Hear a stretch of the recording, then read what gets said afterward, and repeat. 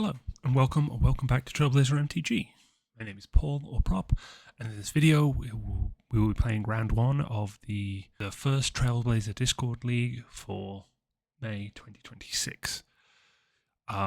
First up, I want to go through my opponent's deck. I have been paired with user Ralph Nader, and they are on Dimir Tempo. So,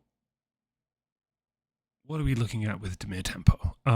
So this is somewhat similar to the Azorius Tempo deck that I played during the first ever Async League.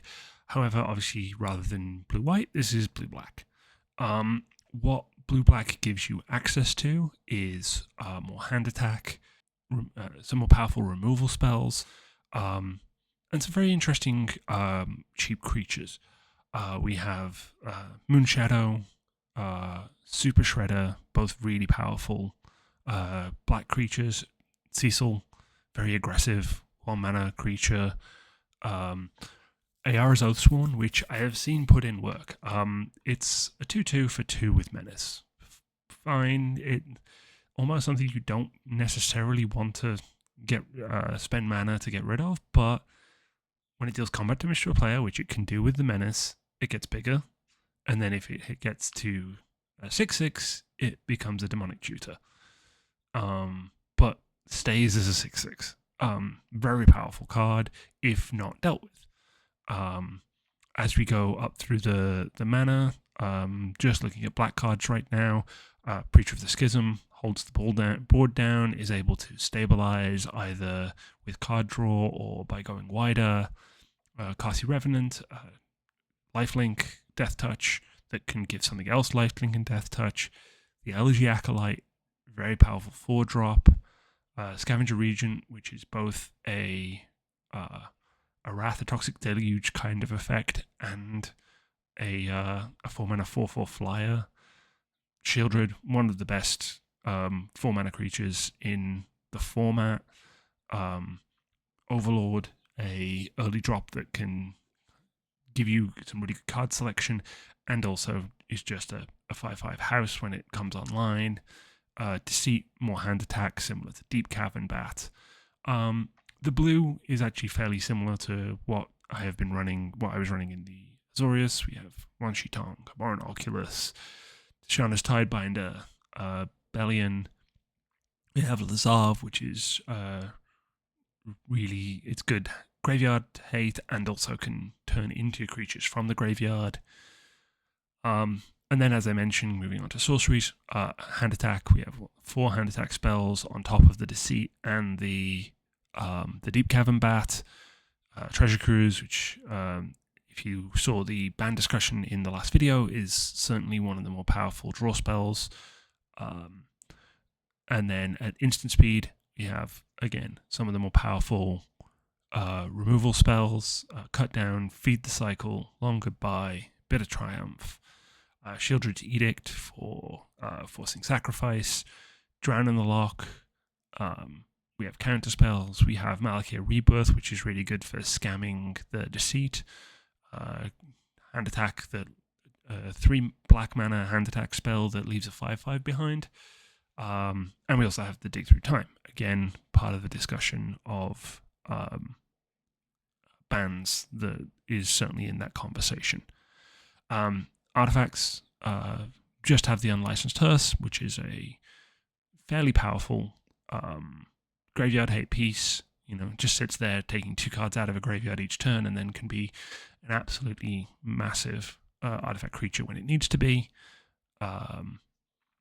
In the land slot, we have Demolition Field, Hive of the Eye Tyrant, Takanuma, and I believe I don't see another creature land. I do see Castle Lochthwain, which is a good late game card draw spell, Otawara, bounce spell.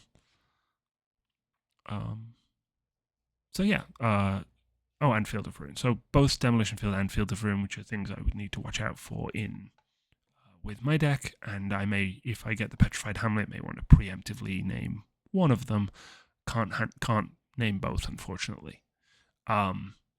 So yeah, we have those in play, and then in terms the final thing to go through, planeswalkers. We have 2 Kaitos. We have the ninjutsu Kaito who again make himself and I think just Super Shredder bigger, while also giving you a reasonable card selection with the surveil and draw, and the phase out 3-mana Kaito can loot, can also just create ninjas, which can be buffed by the other Kaito. I think if both Kaitos are on the board, that's going to be a fairly unique situation in a 100-card singleton, but we'll see what happens.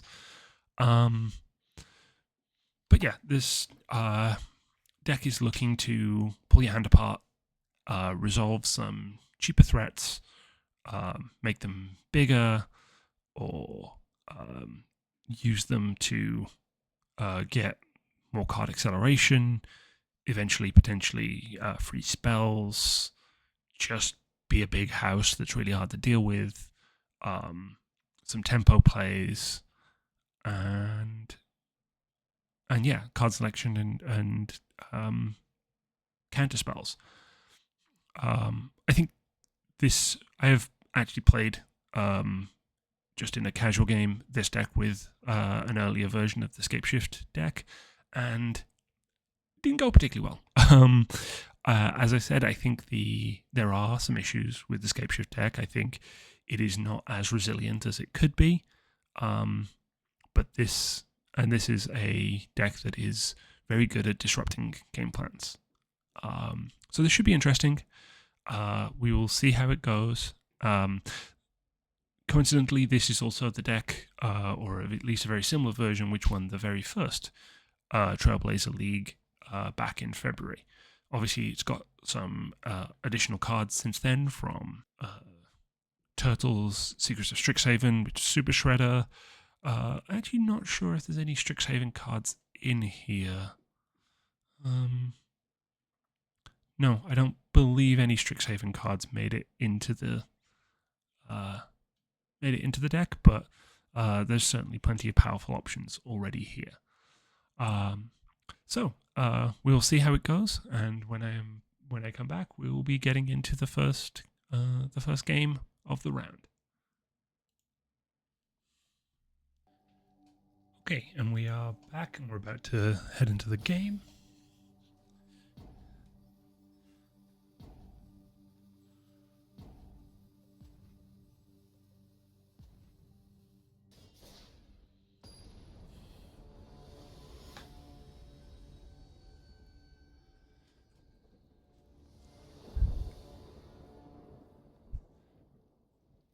Okay, we lost the die roll. I think that's not the end of the world for this deck. Let me just wish my opponent.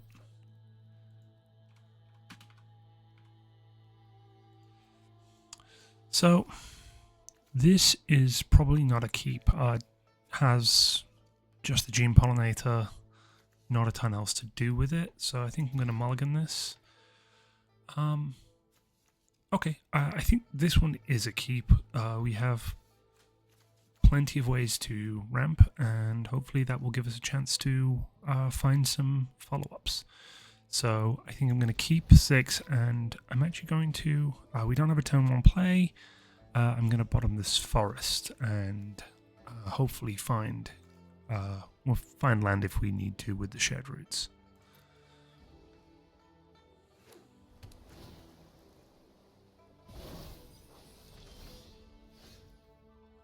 Okay, we hit the starting town, which is really good. I'm going to play the commercial district.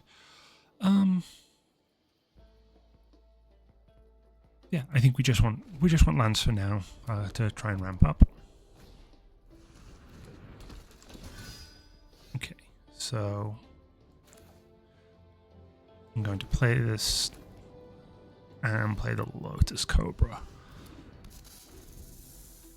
This is a removal target. We don't really have anything to pump a ton of mana into. I will not be blocking because of the menace. I think I mentioned this in the deck tech. This is very strong. Also, they have the demolition field, which is... and the removal spell. Makes sense. Now they have a second swan that flies. Okay. So I am going to... yep. I'll play the Badger Mole Cub. I'm going to animate this commercial district. And... then I think what I'm going to do is... I have a land drop for next turn, so I think I'm going to do this. And I'm going to... I have another green, so I'm going to go get a basic island.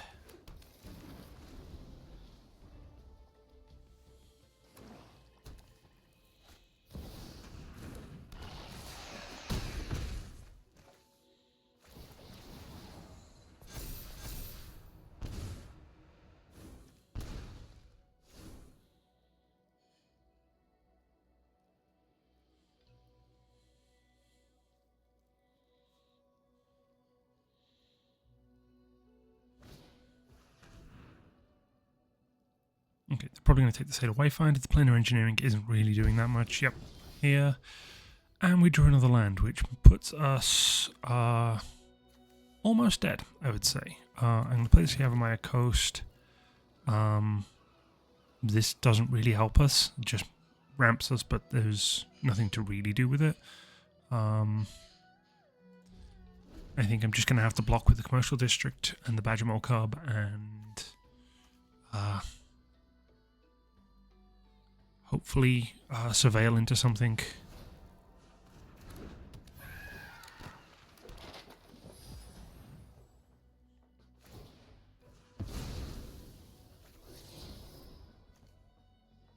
Okay.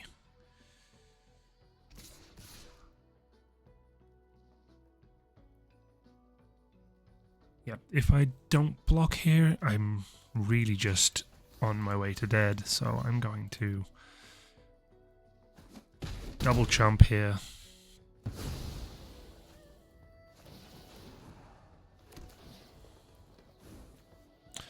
That's not going to help me.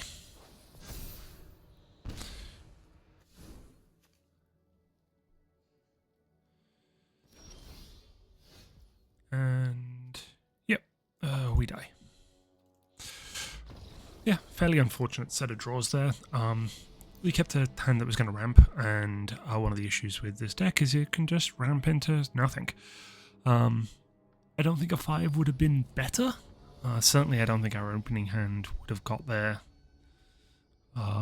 So let's see what we can do on the play in round 2.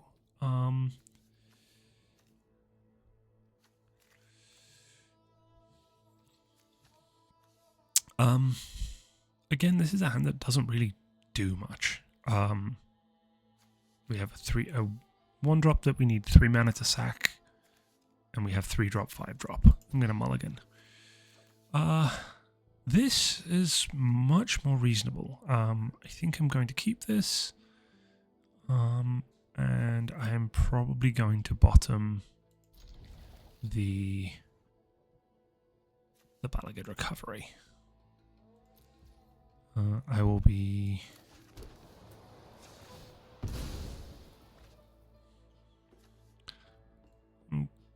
I think I'm just going to go get...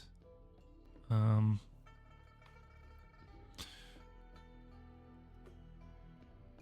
think with needing both blue and the red, I'm going to get the Breeding Pool. And play Studious First Year. I now have the Rampant Growth. If I draw an untapped land, which I didn't, I would have played it in Rampant Growth, but I think what I'm going to do is attack, play the Elvish Reclaimer, and play this Polluted Delta.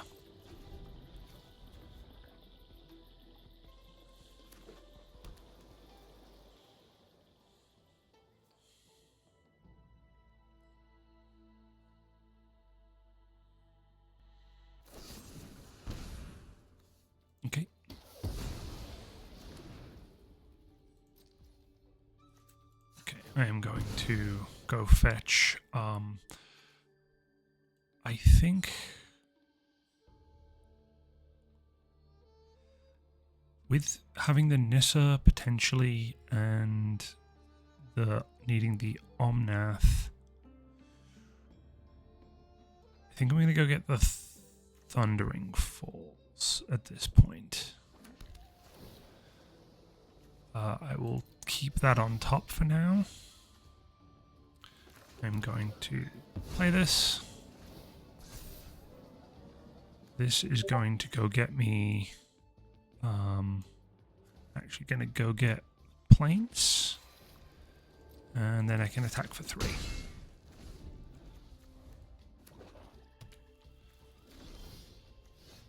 Okay. So I'm going to be attacking again to hopefully maybe draw some removal if that's what they have. Nope. Probably means they have a counter spell. I don't mind running Nissa into a counter spell. She's not the most threatening right now. She's a planeswalker on the back side, but that is 7 lands, and we are going to be at 4. Okay. That's actually okay, because I have the starting town. So next turn I can Omnath, which will get me a card draw.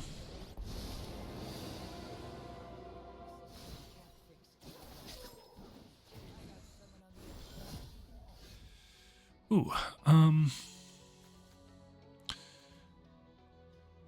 I think I'm going to Omnath this turn to draw the card, and then hopefully I can Ice Till next turn, which will give me some good land drops.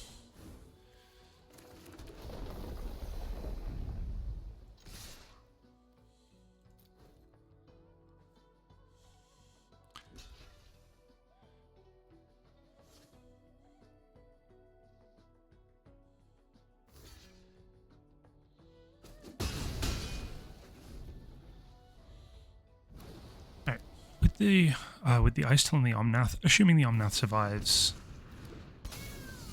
Okay, they're going to draw a card here, but that is very fine.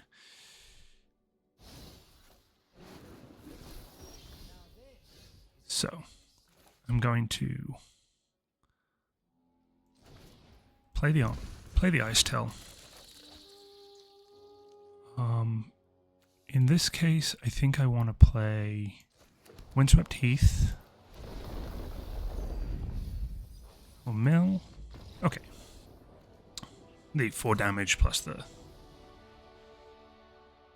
So we got a win on the board. Omnath's doing exactly what I wanted to do, especially with the benefit of the Ice Till Explorer as the follow-up.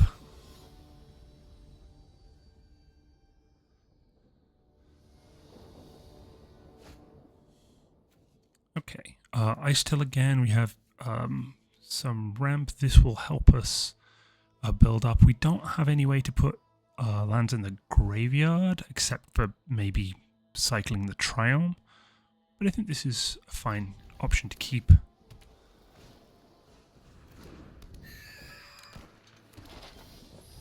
Okay, I'll play this Forest. I'm going to play the Elvish Mystic because there's no guarantee we can put lands in the graveyard for Deathright Shaman.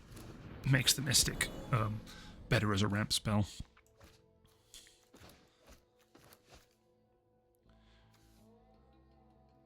If it survives, we'll Shared Roots and Steam Vents.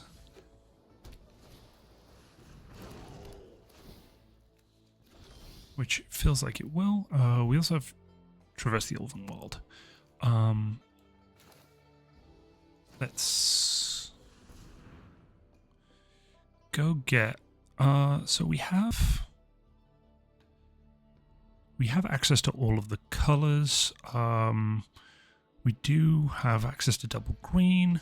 I think in this situation, blue being our most secondary color, I'm going to go get a basic island, and I'm going to play this tapped.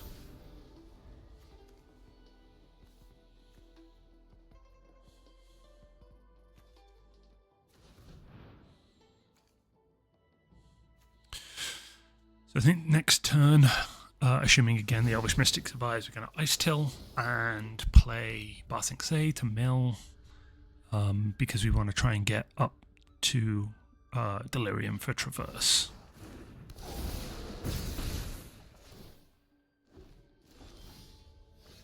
That is the World Tree. We're actually going to do this first.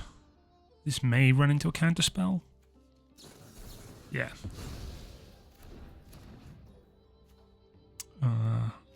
Then in that case, I'm going to play Barsing Say and this Deathrite Shaman.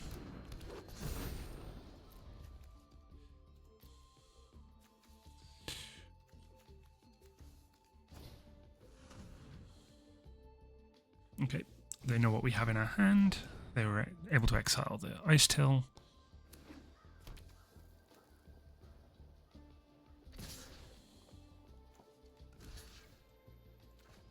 Not going to block.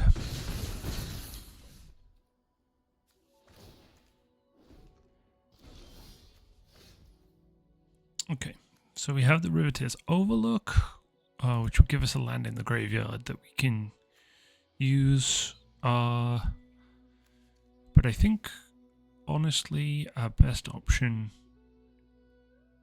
would be to play the World Tree.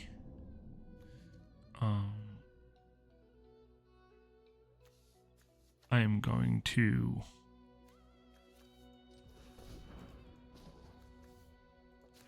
Earthbend this forest.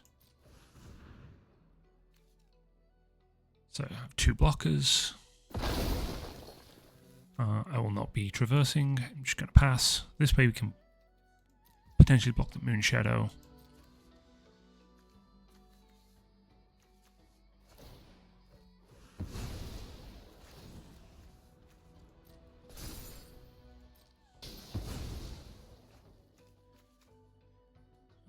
I am going to go get... I'm fine with getting another forest.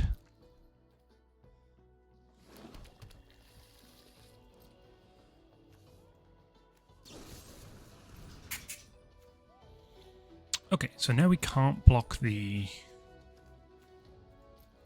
can't block the Moon Shadow. I'm just going to eat their Field of Ruin.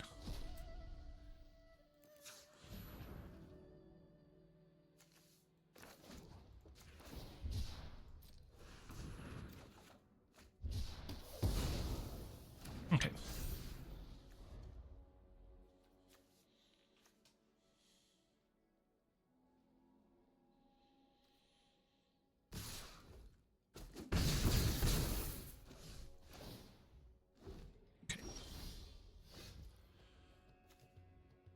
So we have creature, land, sorcery. We have no real way to put an instant in the graveyard, or so the Ulvenwald is not doing all that much. 1, 2. If I were to go get a, so we have the Sylvan Scrying. I could go get the Field of the Dead, but that requires 7 lands. I should have got a snow-covered forest when I went for that, but it still only puts us to 6.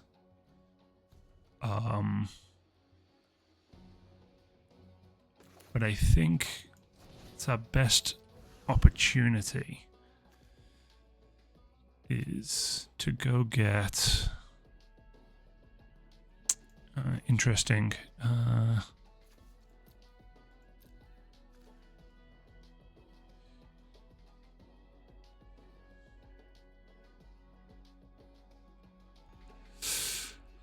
I think at this point, yeah, our best option is probably still Field of the Dead. It's still not ideal. The other option would be Lair of the Hydra, but it comes in tapped. I think our best chance is the Field of the Dead. I am going to play this Breeding Pool tapped. gives us access to all the colors, but I'm going to hold off. No attacks. I will be hopefully able to block the Moon Shadow this turn, or the Bellion.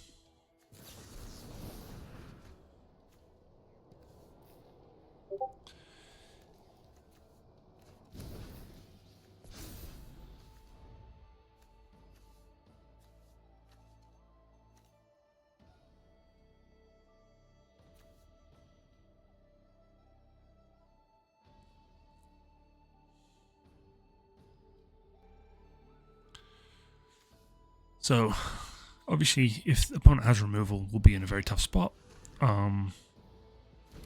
They hit us with the hand attack. I wonder if they have anything else that they can attack us with. There's the cut down, so that's 2.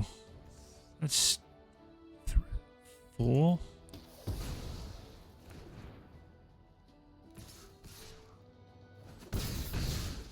Yep.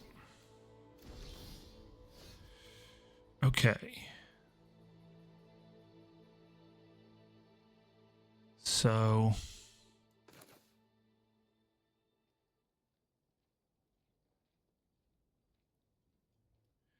yeah, I mean, this is the best option we have. Hopefully the last card in hand isn't a counterspell, but we will see.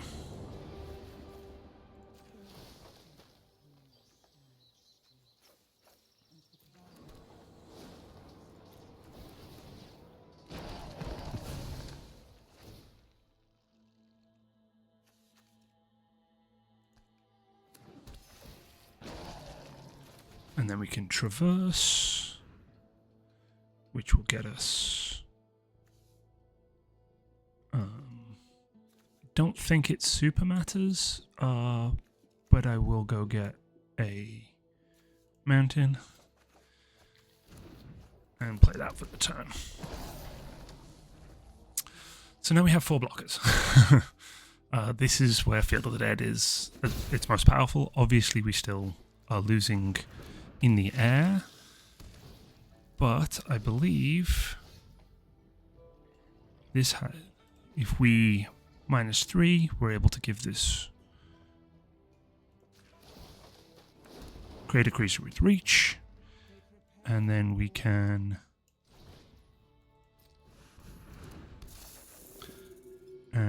we will play the Riveter's Overlook again, which will give us access to another basic land, another life. So they have... we need 1, 2. We have a blocker here. Take 3. Or they may just attack Renin 7. So...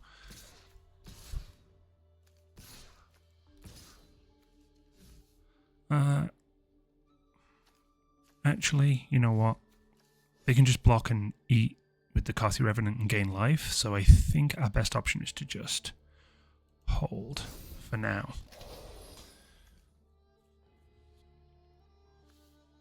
They're going to be incentivized to get rid of Ramanap. Obviously, Renin 7. Question is, do we care about Renin 7? I don't think we do at this point. I think we...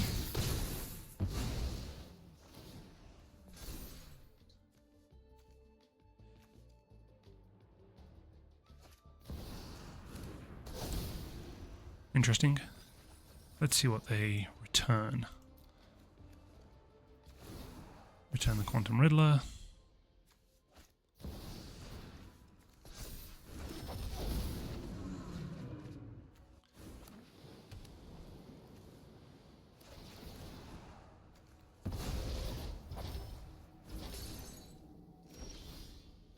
Okay.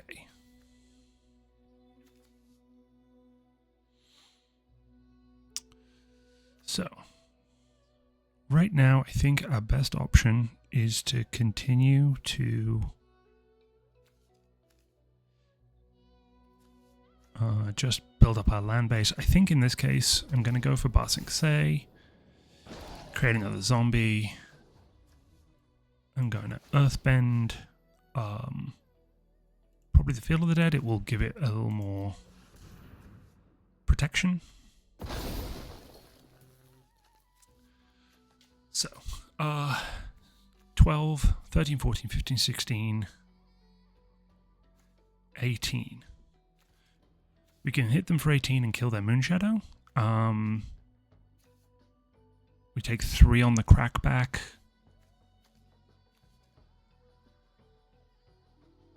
I think, yeah, let's get aggressive here.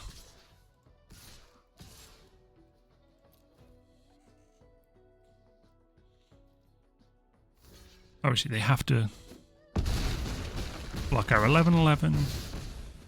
We take them down to 5. Right now, we're not dead on board. They will go to 8. Okay, now we're dead on board.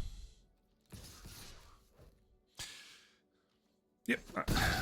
I had to bank. I banked on the fact that they didn't have the flyer, but I wanted to put pressure on through the forcing the Moonshadow off the board. If I wasn't going to do that, then I would have had to be a lot more conservative in my attack. Maybe there's a world where I just play, just try and do enough to get them down to half-life where they're dead next turn, so I can keep the 11-11 back, but I'll take a look back at the video and have a thought about the way that game went. I will be back shortly with a little post-game breakdown. Okay, so we are back at the deck screen. It's been a couple of days since the match. I wanted to have a think about it, especially with the way Game 3 finished. Obviously, I think Game 1, we got run over, kept a hand full of ramp, and did not hit anything to really pay the ramp off. It's an issue. It can be an issue with the deck. Maybe I should have mulliganed the second time, gone to 5. Deck does mulligan fairly well with some of the tutors that it has available, but that happens. Game 2, I think, went really well. We were able to resolve the Omnath, resolve the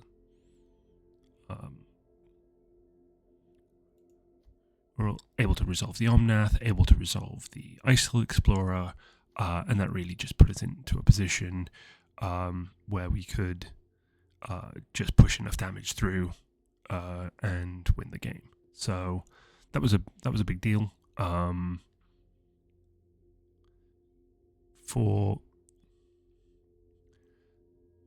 So let's talk about Game 3. Game 3 was very back and forth. It was very tight, and I think we'd very much turned the corner with Game 3, and we were in with I was in with a very good chance of winning the game at the end. I want to actually bring up on screen the final attack, the final alpha strike that I went for, because I've been doing a little bit of maths on this to try and work out. Obviously, not knowing what they had in hand, not knowing that they had a flash flyer, there was a risk to this, but their deck has a number of flash flyers, and so I could have tried to play around it. However, if we look at the numbers, if we were to hold back our 1 reach creature, our 11-11 reach token, and attack with everything else, then they would not have needed to block with Moonshadow, because that would have been... Moonshadow was only there to block the 11-11, so then Moonshadow actually would... If we don't attack with the 11-11, then Moonshadow just eats a creature, which they probably eat the Ramanap, which means we can't attack with the Ramanap, so we have to hold that back. We then also have to hold back enough zombies to block Moonshadow should it go up to 5 or 6 with the Flooded Strand and potentially one other item. So we're keeping 2 zombies back plus the token, which means we're only attacking with 5. We're attacking with 5 zombies and our 2 lands, so that's 10 damage, which puts our opponent to 13. Then they play the Fairy Mastermind. My opponent can stay at 15. So they play at the Fairy Mastermind. We have to block the Fairy. We block the Fairy Mastermind with that Tree Folk. Go to 2. We block Moonshadow with 2 or 3 zombie creatures, and they go back up to 18. They're also able to play the Quantum Riddler, which gives them a much bigger blocker. And at this point, the game is going to continue. Yes, we have potential inevitability with how wide we are going with the zombies. However, they are able to consistently resolve flying threats, and our only reach blocker is going to get killed by the Revenant at some point. The next turn we're on to 5. We go down to 2, and taking the damage from the Revenant. They play the Riddler. We play Riveter's Overlook, gain another life. But even then, we're still very much on the back foot.